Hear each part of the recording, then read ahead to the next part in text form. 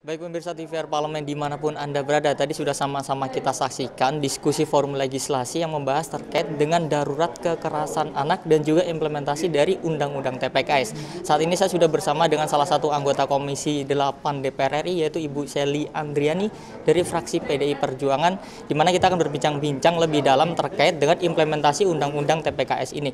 Baik Ibu Sely melihatnya implementasi Undang-Undang TPKS ini sudah seperti apa Bu? Ya, saya bersyukur bahwa undang-undang ini sudah menjadi undang-undang. Tinggal bagaimana eksekusi dari undang-undang tersebut di dalam implementasi kemasyarakatannya bisa betul-betul berjalan sebagaimana mestinya. Alhamdulillah hari ini kita sudah merasakan bahwa banyak sekali masyarakat yang sudah berani speak up, sudah berani melaporkan. Jadi kalau kita mendengar atau melihat melalui media bahwa seolah-olah kasus kekerasan seksual bukan hanya kepada anak saja, tetapi kepada semua orang dengan kasus yang berbagai macam ini adalah seperti bola salju, bahwa itu adalah salah satu bentuk kekuatan bahwa Undang-Undang TPKS sudah mulai berjalan. Artinya ranah edukasi kepada masyarakat yang paham tentang perlindungan terhadap para korban, kemudian pelaku sudah mulai bisa diberikan semacam jeratan hukum yang setimpal, itu menjadi keberanian kepada para masyarakat untuk berani berbicara. Nah, tinggal bagaimana nanti pemulihan, kemudian penanganan yang akan diberikan kepada dari negara kepada mereka yang mungkin masih perlu disesuaikan, karena memang hari ini kita baru tahapan peraturannya. Jadi mudah-mudahan ini bisa dalam waktu secepatnya disahkan oleh pemerintah.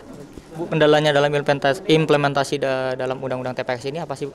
Kendala yang paling krusial ini sebetulnya adalah di aparat penegak hukum, karena kita menyadari bahwa masih minim aparat penegak hukum, baik itu di penyidik maupun dari aparat kejaksaan maupun dari hakim yang paham terhadap kasus-kasus KS. Jadi memang di dalam Undang-Undang TPKS sendiri bahwa apabila aparat penegak hukum ini masih belum paham terhadap kasus-kasus KS, maka akan diberikan disposisi dari kejaksaan atau mungkin dari aparat yang lebih tinggi untuk ditentukan siapa yang akan menangani kasus tersebut. Tetapi ini adalah salah satu bukti bahwa kita akan memberikan perlindungan, dan insya Allah kasus-kasus tersebut tidak akan tidak akan ada buying time ya. Artinya kasus tersebut masuk ke dalam ranah hukum, maka akan secepatnya kita eksekusi seperti itu. Baik Bu, berarti tadi terkait dengan aparat penegak hukum yang belum terlalu itu berarti perlu dilakukan seperti apa Bu untuk kedepannya Bu? Ya, kalau berdasarkan undang-undang maka harus ada semacam pelatihan dan edukasi dari aparat penegak hukum seperti yang disampaikan oleh Pak Kapolri, bahwa ke depan nanti di kepolisian akan ada satu divisi untuk perlindungan hukum, perlindungan perempuan dan anak, dan mudah-mudahan ini bisa menjadi semacam terobosan dan hadiah untuk masyarakat bahwa ke depan memang aparat kepolisian ada khusus yang menangani urusan perempuan dan anak. Terakhir dari saya Bu, DPR RI dalam mengawal untuk Undang-Undang TPKS ini bisa diimplementasikan dengan baik Bu. Bagaimana ke depan, apakah hanya sekedar pengawasan atau apa perlu yang dilakukan Bu?